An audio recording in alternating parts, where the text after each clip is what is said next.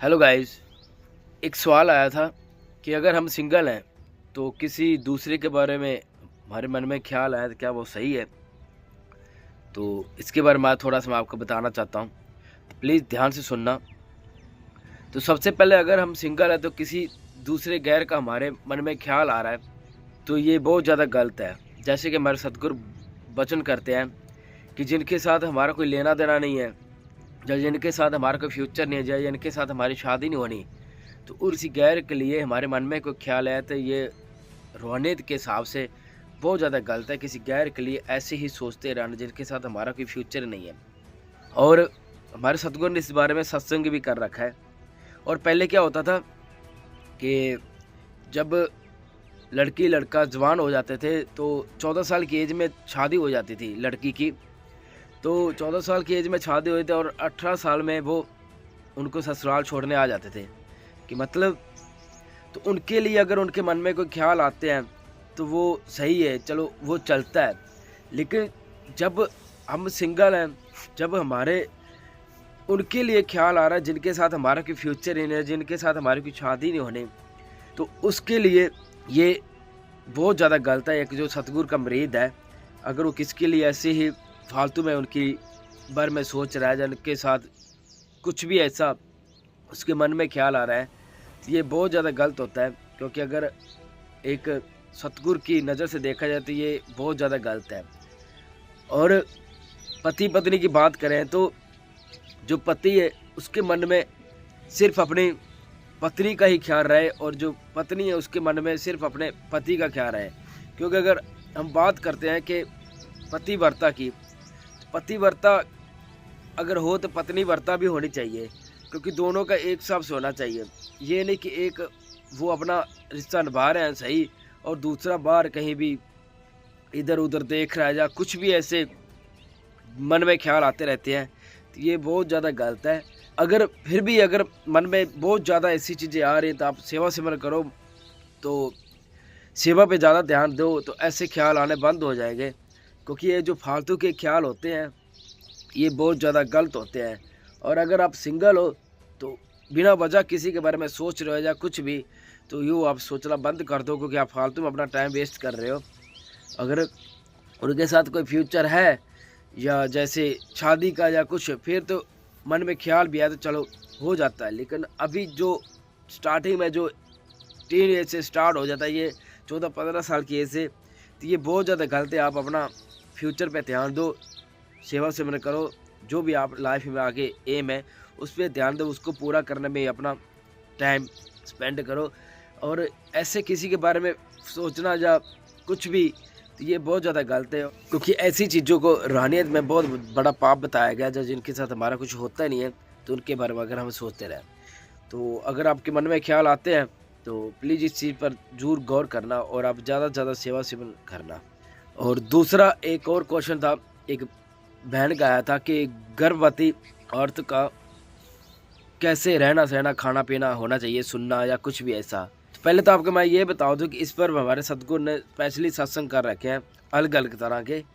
गर्भ वाला अलग कर रखा है, जो गर्भ में जब बच्चा होता है, और 5 से 10 साल और 10 से 15 साल, ऐसे सतगुरु ने सत्संग डालें इस बार। अगर आपने नहीं सुने तो प्लीज़ उस पर जरूर ध्यान देना। लेकिन फिर भी आप पूछ रहे हो तो आपके एक भाई के नाते मैं बताना चाहता हूँ कि अगर हम सुनने की बात जब कर रहे हो तो आप सुनो, सत्संग सुनो।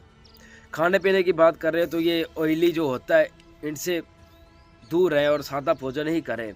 तो और सुनने की बात आते हैं तो सबसे पहले आप सत्संग सुनो, मजलिस सुनो, इस पर ही ज़्यादा अपना अगर आप सुनोगे तो बच्चे के ऊपर वही असर होएगा। और देखने की बात अगर आती है तो देखना भी, सतगुरु के बहुत सी ऐसे सॉन्ग है, बहुत सी पिताजी के ऐसे मूवीज़ हैं जिन पर आप ध्यान दोगे तो बच्चा अंदर ही गर्भ में रहकर भी वो सारे उनके अंदर गुण आ जाएंगे जो सतगुरु जैसा चाहते हैं।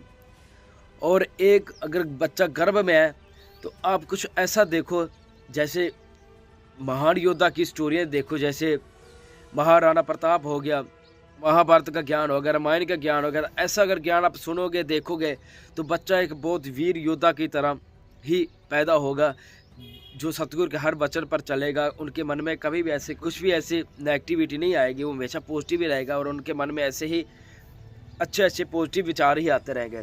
और आप जितना भी अपना टाइम स्पेंड करना चाहते हो, हमेशा अपनी रूहानियत के साथ जुड़ी हुई चीज़ें ही देखो, जो हमारे लिए सही होती है, हमारे आने वाले फ्यूचर के लिए सही है। जो जो हमारे घर में बच्चा है, तो ये ओली चीज़ें मत खाओ, इनसे बहुत ज़्यादा परहेज़ करो, बिल्कुल खाओ ही मत।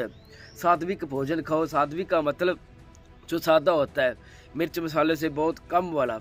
जब बच्चा गर्म होता है तो उन पर बहुत ज़्यादा ये चीज़ों का असर होता है कि जैसे आपने महाभारत के टाइम की सुना होगा, जब अभिमन्यु था, गर्भ में ही बहुत कुछ सीख के आया था और आके वो इतना महान योद्धा बना था। आज उसका इतना नाम है कि पिताजी भी उनको अपने मुख से उनको याद करके हमारे में उनकी चीज़ें, उनकी वीर योद्धा के एक हमें एग्जाम्पल देते हैं।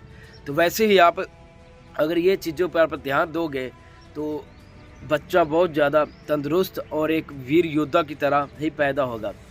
फिर भी अगर आपको कुछ भी ऐसा लग रहा है तो आप ना प्लीज़ आपसे एक रिक्वेस्ट है कि आप सतगुरु के जो सत्संग दिए हुए वो आप जरूर सुनना। तो उस पर आपको एक ही चीज़ का पता चलेगा, बच्चे की परवरिश कैसे करनी चाहिए, गर्भ में कैसे है और गर्भ से आने के बाद उनकी कैसे करनी चाहिए। और रही बात पढ़ने की, अगर आप पढ़ने की बात कर रहे हो तो हमारे डेरे के 2 ग्रंथ है जो सतगुरु ने लॉन्च किए हैं, शास्त्र मस्ताना जी और शास्त्र नाम जी, 2 ग्रंथ हैं, वो आप पढ़ सकते हो। उसमें बहुत कुछ हमारे डेरे के बारे में, जो डेरे की रूहानियत के बारे में बहुत कुछ उनमें ज्ञान है। अगर आप उन पर ध्यान दोगे तो बहुत ज़्यादा सही रहेगा। तो बच्चा घर में होता है तो उनके ऊपर ये चीज़ों का असर लाजमी होता है जो हम देखेंगे। और एक आपसे स्पेशली मैं रिक्वेस्ट करूँ, जो टीवी सीरियल आजकल आते हैं, जो टीवी पे एक जिनका हम रियलिटी शो कहते हैं, कई तरह के शोज आते हैं, तो उन पर आप ध्यान बिल्कुल मत देना, ऐसी चीज़ें मत देना। दुनियावी सॉन्ग मत सुनना, क्योंकि दुनियावी सॉन्ग जो आजकल के हैं बहुत ज़्यादा गंदे आते हैं, दिखने भी गंदे होते हैं और सुनने भी गंदे होते हैं। तो ऐसी चीज़ों से परहेज करो, हमेशा रूहानियत के साथ जुड़कर रहो। तो बच्चा आप सोच भी नहीं सकते, जब गर्भ से बच्चा आएगा और जब उनकी आगे आप परवरिश करोगे तो आपको पता चल जाए कि ये गर्भ में कितना कुछ सीख क्या है। तो स्पेशली आपसे रिक्वेस्ट है, मज़ीद सुनो, सत्संग सुनो, पिताजी की मूवीज़ देखो, पुराने इतिहास देखो, जो वीर योद्धा थे, जो इतनी कुर्बानियाँ दी थी, उनके बारे में आप अपने अंदर, अगर आप जो चीज़ आप सुनोगे, देखोगे, पढ़ोगे, वही बच्चे पर असर होएगा। बहुत ये चीज़ें बहुत ज़्यादा ज़रूरी होती हैं जो एक माँ को करनी चाहिए जब बच्चा घर में होता है। So thank you so much. ये थे आज के 2 सवालों के जवाब। तो ऐसे अगर और भी आप सवाल चाहते हो तो आप कर सकते हो, तो आप ज़रूर मुझसे पूछ सकते हो। तो आपका भाई हमेशा आपको ऐसे गाइड करता रहेगा। तो ऐसे और जितने भी आप सवाल है मुझसे पूछ सकते हो, तो आपको मैं हमेशा सवाल का जवाब देने की कोशिश करूँगा। तो थैंक यू सो मच। मिलते हैं एक नेक्स्ट वीडियो के साथ। Thank you.